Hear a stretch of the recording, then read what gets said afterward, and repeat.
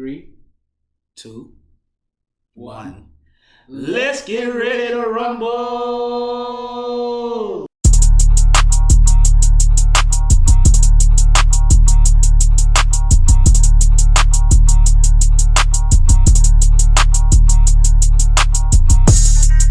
Ladies and gentlemen, welcome to the Culture Clowns Podcast, episode 3, presented by Black by Cam. Black by Cam. You see it, don't it? I am your host, Jay Stay Saucy. That is JayStaySauce at IG.com. And I am HMT, aka M Kennedy Simbai. I'm the co-host, and you can find me on IG at PROD.BY.HMT. That's prod by HMT, and I'll definitely be looking to follow you back. Man, you're a little bit more than a co-host, dog. I think you got some stick in this. A little bit more than a co-host. I'm a clown. I'm a culture clown. Culture clowns, dog. Y'all here. Come on, man. Y'all here. Thank you, ladies and gentlemen, for tuning in to this week's episode. We got a jam-packed show. We're going to be going in. So, M. Yes. What's been going on, homie? Oh, man. You know, the usual stuff, man. Working hard in California, man. Writing these scripts, producing this music, man. I've got some great opportunities coming up with one with NBC. You don't want to let the people out there know. Right, yeah. Real G's moving sounds like lasagna. That's right, yes sir. Real G's sounds like lasagna. And I won't say the name of the other production company I'm working with on a separate project, but I'm trying to develop the series, and hopefully I'll have some positive news for people in the next 2 to 3 months. So I'm working on that. Obviously, we staying busy with the podcast, and we're just trying to go up, man. And obviously, you know, working on the music too. So yeah, that's mainly what's keeping me busy. But somebody was recently in Las Vegas, getting that coin, dog. What's going on? Let's just say it was a good time. It was a good time. It was a good time. Time to remember, man. It was a time to remember. What happens in Vegas stays in Vegas. And we just gonna keep it there. We're gonna keep it there. We're gonna keep it there and move on. But yeah, man, I just been chilling, man. I'm glad it's been my birthday in Vegas. Everybody, please wish him a happy birthday. Send him messages of love. Fuck that. My cash app is at Sir Otaj. Don't give me money, you nigga. Fuck that. I don't want no happy birthday. Send me money. Like, this shit ain't free. This shit ain't free, dog. What Kendrick say? This dick ain't free. I mean, baby. But no, man. For me, just getting back into the swing of things. So I'm just, this is the first thing I've done since getting back, and wouldn't be anywhere else. Yes, sir. Yeah. No, it's always a great vibe being here. This is our third time doing this, and I'm really looking forward to this, man. I think that we have a great show, a great episode for everybody with what we're about to discuss, and yeah, man. I just hope you had a great birthday, man. Hope you well rested. You had a great time in Vegas, and we're back to work, man. Back in the swing of things. Yes, sir. So, what is it you want to talk about this weekend? What you got going? What you thinking about talking about? Right. So the first thing we're gonna get into, ladies and gentlemen, is the playoffs, and by that I mean the NBA playoffs. Now I know some of you aren't really big sports fans.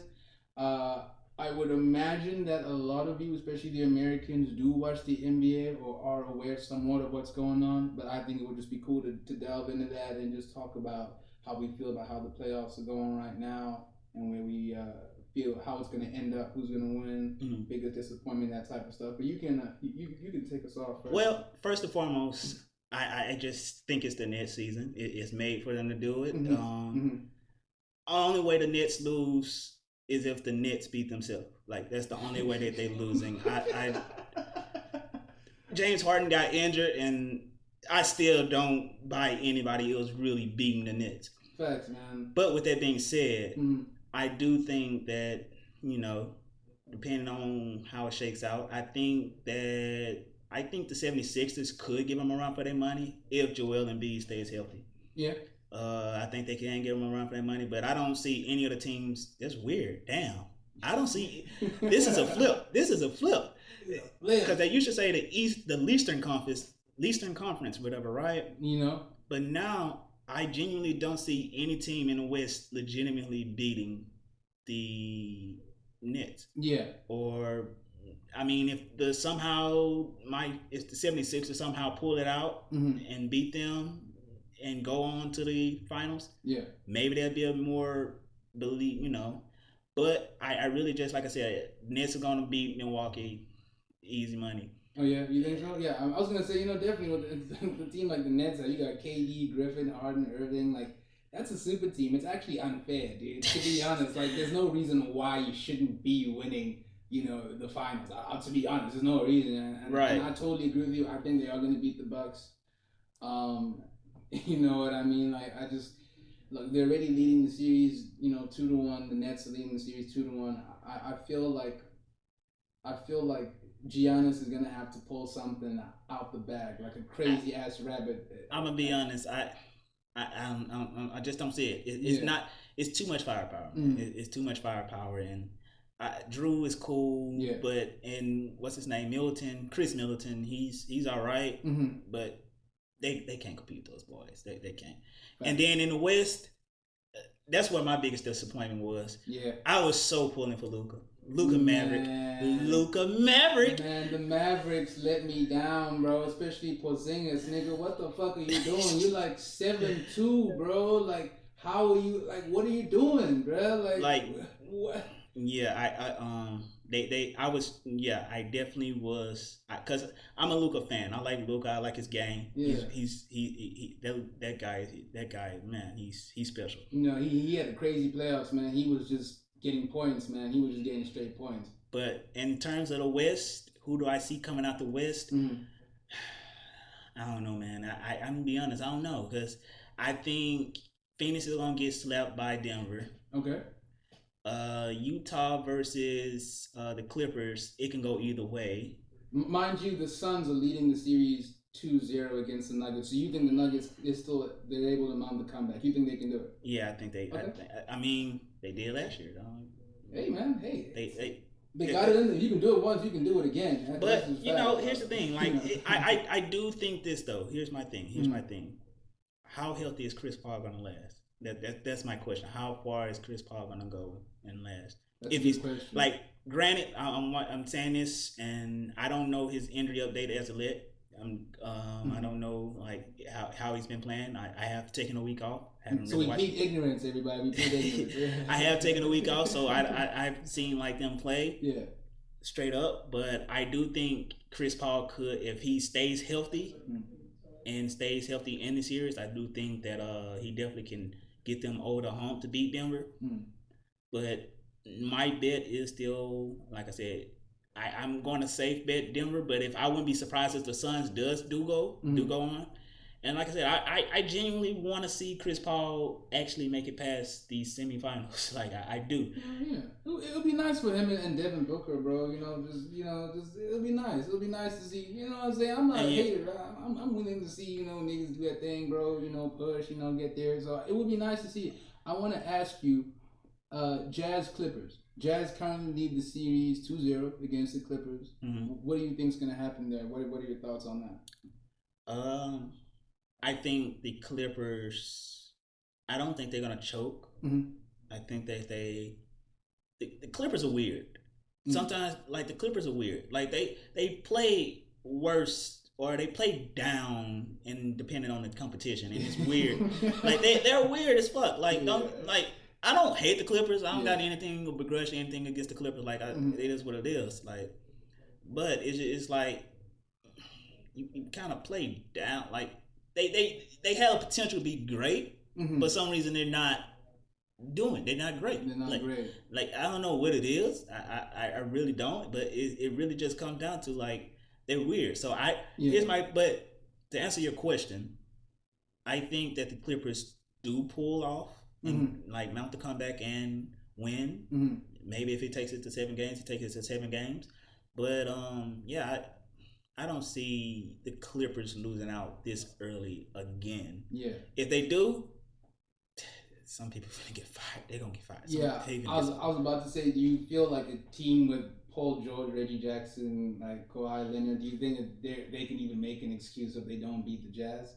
To be honest, like I don't know. It's not an excuse. No, it's no more excuses. There's no this excuses. is year 2, man. I mean, in terms of the Jazz, Bogdanovich is playing. I mean, he's fired right now. You know what I mean? With Jordan Clarkson, he's also putting in the work, dude. But I don't know, bro. Like I feel like even Mike Conley, but like I feel like there's no reason, bro. There's no reason, dude. My thing is, like I said, the Clippers have everything that they need to make it to the finals. Mm-hmm. They even have enough, if you really think about it, to go toe to toe with the Nets. Yeah. Do I think they can beat the Nets? No. Ooh, yeah, that's a crazy. No, I don't think they can beat the Nets. Uh-huh. But I do know that they have enough to go at the Nets. Mm-hmm. The problem is, like I said, I don't know if it's the Clippers curse. Yep. Whereas, they have a thing where they barely ever they've never made it out of the semifinals. Mm-hmm. I don't know if it's just the curse of that franchise or something. Somebody put some voodoo on some shit on it. But like it really is a thing. Like they never when they had Lob City with Blake Griffin and Chris Paul and DeAndre Jordan and G White, what's his name, JJ Redick. Mm-hmm. That team should have won a championship. They should have. But they couldn't. They couldn't. Yeah. 2 years straight. And it ain't that they choked, they got injured, which is another thing, like I was saying earlier about Chris Paul. I want to see Chris Paul make it through a playoff series without getting injured. Mm-hmm. But, like I said, and then last year, they got beat by Denver. It's like, well, I don't know if it's just a curse on the team or what. But they have everything they need to go on. No, yeah. And my safe money and safe bet is on them to go on. Mm-hmm. Would I be surprised if they lose? Nah, it is what it is.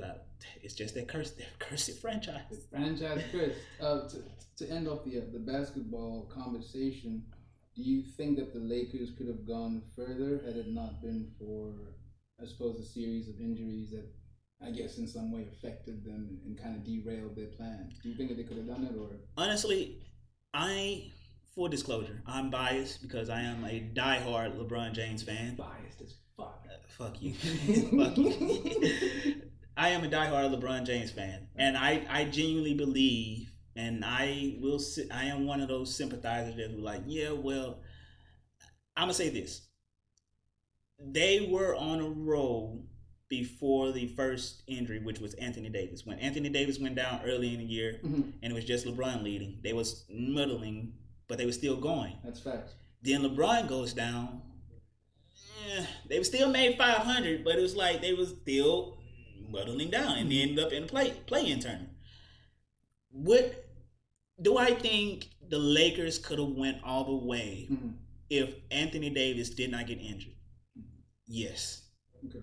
Yes. That's fair enough, yeah. Wasn't nobody fucking with them. Nobody had an answer for them. And even Phoenix didn't have an answer for Anthony Davis. And you seen, even in the games until he got injured, well, except from the game 1 where he was just basically there and I don't know. But yeah, you seen that they had what it took to go in. They had what it took to go. I believe personally that the Lakers were the only team, biased maybe as I am, I believe personally that the Lakers were the only team that I would have cheered for outside of the Nets. And I think that it would have been tough for them to do it, but I don't think it would have been impossible for them to do it, like win it all. So do I think the injury cost them a lot? Yeah. I chalk it up to this. I chalk it up to the fact that, one, I don't think that their roster was built well this season. I don't. Yeah. I think it was too LeBron and AD centric. They didn't put enough pieces around to accent them two characters. They just put, I feel like the pieces last year fit better. And I understand people wanted their money and you do what you do. I'm never for anybody, go get your money, homie. But I do feel like in this offseason, they need to address some people. Then some people got to get cut and some people got to get moved. And they need to bring in, I don't think the Lakers are going to win another championship. And even LeBron, as big a fan as I am of LeBron, I don't think LeBron James wins another championship without not a superstar. They don't need some super Katie, they just need a star. They need somebody who can, a star level of like Devin Booker star, like Yeah. that type of level star, not Devin Booker per se, but just a star, somebody who can come in, get their shots reliably, and come in and create for the offense and not hinder the offense. Exactly, a playmaker, somebody you can. Not even just a playmaker, somebody who in the clutch can hit their shot. Yeah, that's it. Somebody who can get their shot.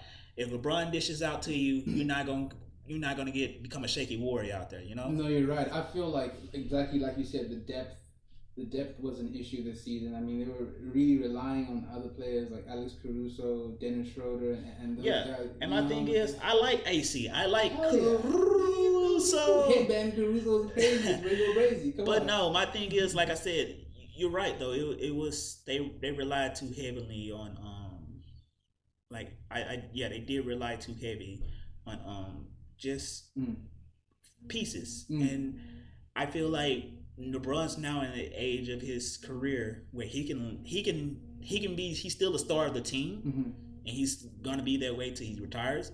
But he's still, I think now he's moving towards, I want to facilitate more in the team and like facilitate more with more actual.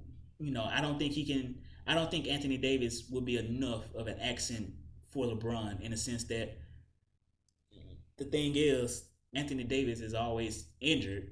He's always down. And even when he's good, I still am in the belief that we're in an era where you need a big three. You need a third star. You need another shooting guard / point. Well, LeBron runs point. You need another shooting guard / small forward to get in there and reliably make plays, come on, set picks, and who can get their own shots, and then if they dish out to you, reliably get points and get buckets when the two stars are one's either down, one's either out, or one's not having a good night. You need that legit. You need that.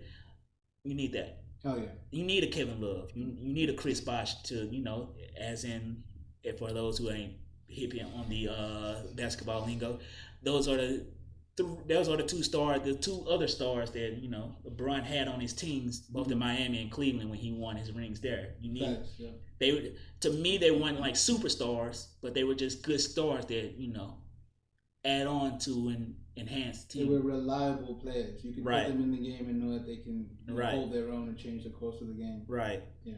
All right, man. That's my tangent on basketball. What about you, dude? What do you think? Yeah. No.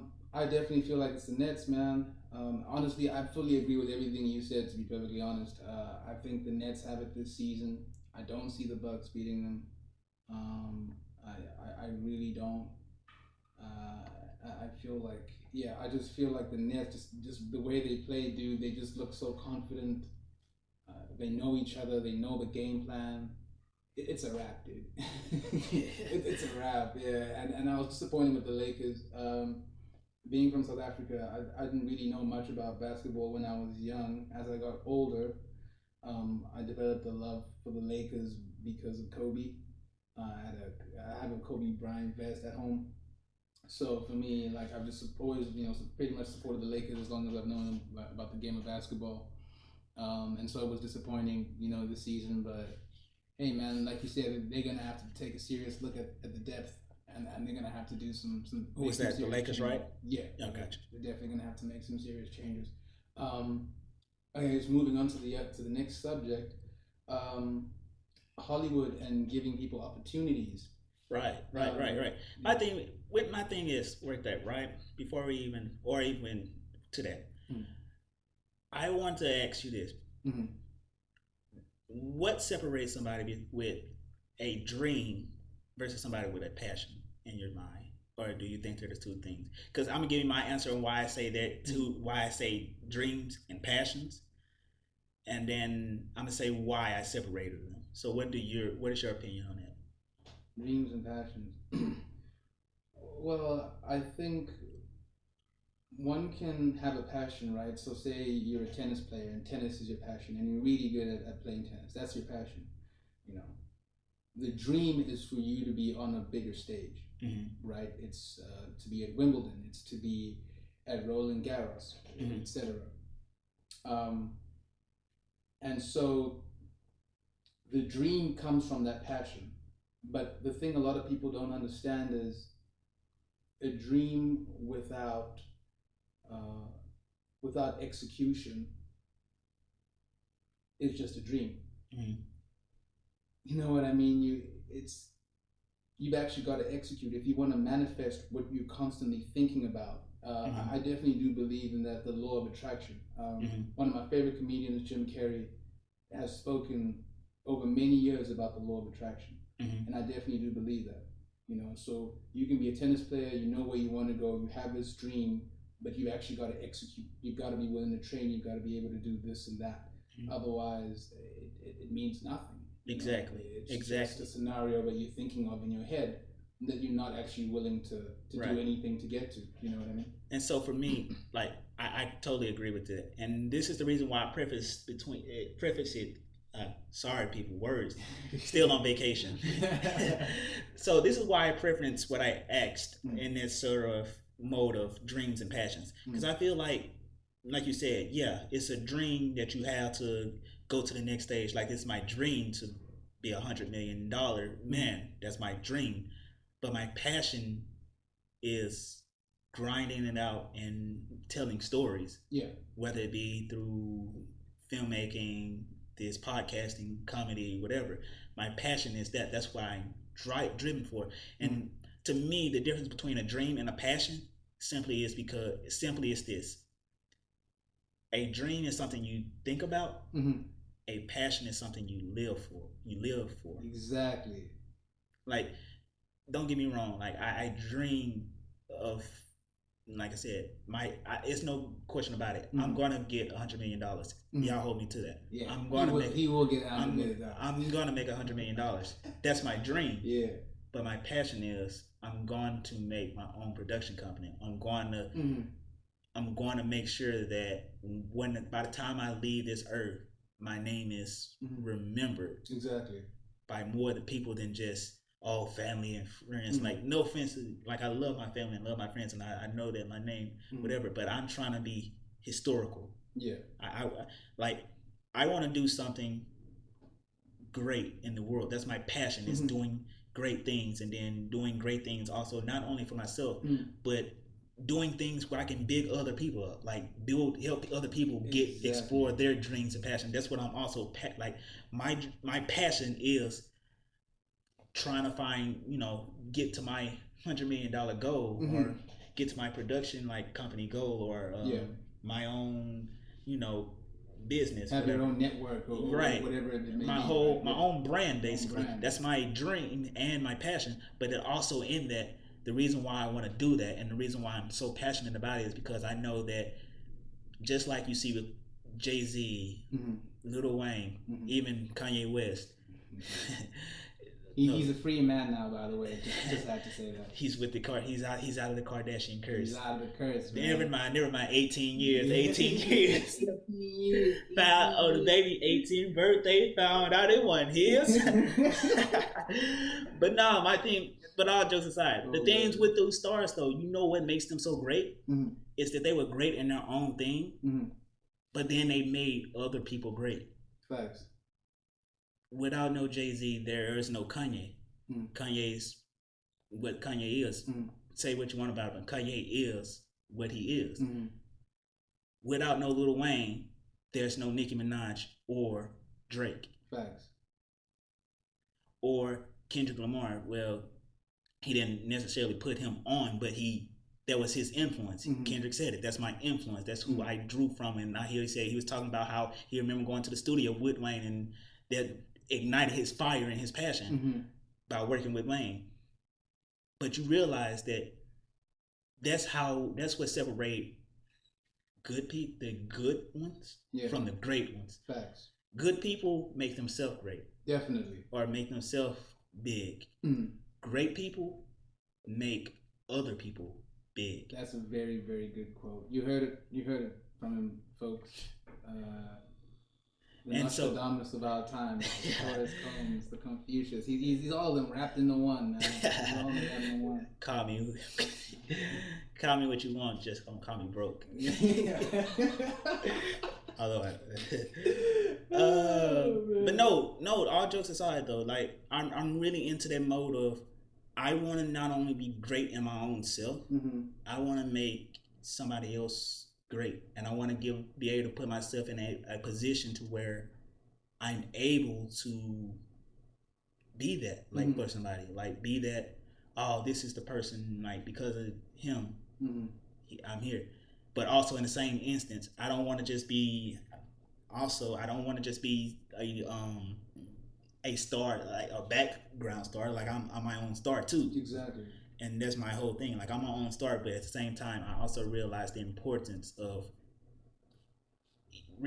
give one back, or however that fucking saying goes. Facts. Each one teach one. Each one teach one. Yeah, right. Exactly. And so that's my passion. That's why I'm passionate about doing this whole like brand production company and podcasting and putting people on. And that's why with this podcast I'm always like saying, all right, cool, let's find some more brands like a sponsor, or let's find like the up and coming artists, whether it be in music or TV or whatever. Just I want to big somebody up because I give them more spotlight, and that's what I'm passionate about. That's and yes, so that's why I do what I do, and that's why I say it's a difference between a dream and a passion. A dream is something you think of and say, all right, this is what I want to do. A passion is what you live for and say, this is what I'm going to do. This is what I'm doing. I fully agree, and I feel like nowadays people have to, I don't want to say that people are getting lazier, or but I feel like with our generation as well, there's a lot of people who are just chilling, bro. They're just resting in their laurels. They're not acting on what they want. They don't have that killer instinct. And I feel like in large part it's because we're coddling people too much nowadays, right? People feel like, oh, I can attain this, I can do this, because from the time that we're in school, people are told, yeah, you can achieve whatever you want, and it's like, that's actually not entirely true, because the issue is, if you aren't willing to execute, or if you don't have the skills and the talents naturally, or if you're not willing to develop them, then no, you can't necessarily be what you want. You're going to be what you're actually good at that specific point. Right. You know what I mean? And so I believe in that twofold. I do believe that we are in a mode of we people need to understand where their roles are in the world. Yes. But I say that how we're taught in school, I also feel like we were let down by a society that taught us these things. But even then, I feel like we grew up to think that we can be great, and I feel like everybody can be great, but but the thing is, nobody, like you said, is willing to take the time to actually be great anymore. Yes. And so now my question the other day is this: in order to be great, we all know that it takes sacrifice. So the question of the day is this: what are you willing to do to be great at whatever it is you want to be great in, or whatever it is you want to do? What are you willing to sacrifice, and what are the links that you would personally say, I'm willing to give up this, I'm willing to give up that? At what level would you say, I can't do that? Exactly. And please do respond. We really want to hear your opinions. You can post that in the comment section of the video. We definitely want to hear what y'all have to say to that. I think it's a great question to ask. So for you, what you think? What's your ideal on it? What's the level, to what extent would you go to be great at what you do, or to achieve that greatness? At what point would you say, nah, I can't? I think and I think this will also be a great way to move into the Hollywood conversation, considering we're both in this industry. For me, it's like I'm willing to stay up, and I'm willing to write the scripts. I'm willing to read the different screenplay books about how to make screenplays better. I'm willing to watch movies. I'm willing to watch TV series. I'm willing to watch the YouTube videos of people who've been in the industry and can help me. I'm willing to be on set 10, 12 hours if need be. I really don't mind, as long as I'm getting that knowledge, as long as I'm getting that experience and that expertise and that understanding that I need to be where I need to be. I'm basically willing to do anything. Oh, by the way, this water, by the way, rehydrating. No. you know, we have to. I know it's the red cups. I'm sure people are like, oh yeah, they just straight up. They just nah. This is literally just water. This is H2O. You know what I'm saying? You gotta say, hey man, it's California, man. It's getting real hot out here. But no, I'm sorry. I didn't mean to cut you off. I just had to let them know. I came back from Vegas. I'm done. I'm done. They're like, man, he said that he's off vacation. Man, still boozing. What's going on? Yeah, but I didn't mean to cut you off. What were you saying, bro? No, bro, it's cool. But basically, I'm really willing to do whatever it takes to make it in this industry. You know what I mean? There are people who got into this industry because they had to lie. They lied on their resumes. They lied on their CVs, and they said, "Oh, I did this, I did that, or I can do this." And they didn't necessarily weren't able to do that, but they got a job, say, in the mailroom, and they were able to work their way up and learn what they needed to in order to be in the position they're in today. So people also need to understand that doing what needs to be done sometimes can also mean perhaps breaking the rules, but also understanding that you've got to start from somewhere. So here's the question: slow down. What's your no? Oh shit! I mean, like for example, in this industry, if somebody like, yeah, I'll give you this role if you get on your knees and. No. That's for me. That's just I'm hitting up the Screen Actors Guild. I'm hitting up my lawyer. I'm speaking to my mom, my dad.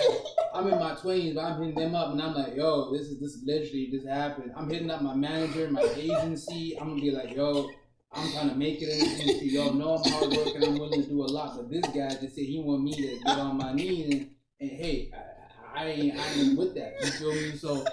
Like stuff like that, especially in the time of where we are right now. Like people gotta be conscious. Like you gotta work in this industry and other industries. Maybe you want to be, you know, a stockbroker, whatever it is. But you, you know what I'm saying?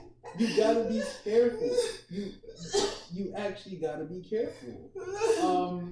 And it's not easy, man. People want easy fame. They want easy success. You know what I'm saying? They really do. People want easy fame. They want that easy success, and it's not, man. Anybody who's achieved fame and success has had to work really hard to get there, bro. Like, I don't think people get that. Like, everybody, people getting rejected from 100 auditions. You've written 20 screenplays. They've all been rejected, and then one day there's a company that says, "Okay, we love this screenplay. Let's do something with it." You know what I mean? It's crazy. People get pushed to their limits, man. But you gotta know for yourself what your boundaries are. For sure, no, definitely. You know what I'm saying? Especially in Hollywood, because going into the what did you want to say? Oh, I'm sorry. My I'm sorry. That was hilarious. But yeah, you're right. For me, like I said, long as whatever I do don't compromise my morals or looks bad on me and my people, like I'm willing to go do what I gotta do. But as long as it doesn't compromise my morals, my beliefs, or makes me or my family look bad in any way, I'm out. Like, cause I hold that like begrudgingly. Like I want to represent my people good. I don't want to be one of these people that sell out, and you know, I want to be genuine to myself. And I get that sometimes there are going to be some compromises, but like I said, if it crosses the line, it crosses the line. Like you said, exactly. I'm not getting on my knees, and I'm not I'm not bending over no. No. I don't want it that bad. I like it, and I want it. You can't have my booty, Mr. Spielberg. You can't have it. My booty is mine. It belongs to me. You cannot have my booty. It's my booty. Yeah, that's facts, dude. That's just straight facts. Hit them with that Bobby Hill. From King of the Hill. That's my purse. Oh man, I actually love that show, man. I love that show, man. All right, man. All right. But yeah, I mean, with the whole Hollywood thing, like just talking about that quickly. What are your thoughts on Hollywood? I guess now making more of an outreach to get people into the industry who weren't traditionally with the kind of old boys club, but there's still an issue where Hollywood will give multiple chances to individuals who don't do things properly, or you know, who continue to make shitty films, or who continue to engage in like abusive patterns of behavior, and they still keep them along. They don't want to bring in people with new ideas, new perspectives, new ways of behaving. What are your thoughts on that, especially for us as we're trying to make our way into this industry? So here's my thought on that. Mm-hmm. I feel like now we're in an age, and we're proving it right now by doing this. Yeah. And granted, we're still slowing off, and it's just the third episode. Mm-hmm. And it's going to be some bumps and bruises, even as we're growing now, and it still are, if you can tell. And I definitely get that we're not nowhere near to where we need to be on a professional level. Yeah. But I also realized that these things like this, creating your own avenues, that's another reason why I'm passionate about building my own brand and building my own company and building my own whatever, because I feel like we're in an age now, you don't have to go to the old boys. Yeah. You can go straight to the market. Facts. You can go straight to your viewers. You can go straight to, like, Dave Chappelle just literally got his whole shit back from Comedy Central. Yeah. Just by going to his fans. That's crazy. Literally by going to his fans and say, hey, if you really fuck with me, don't fuck with them. And what did they do? Oh, we're sorry, Mr. Chappelle. We're sorry.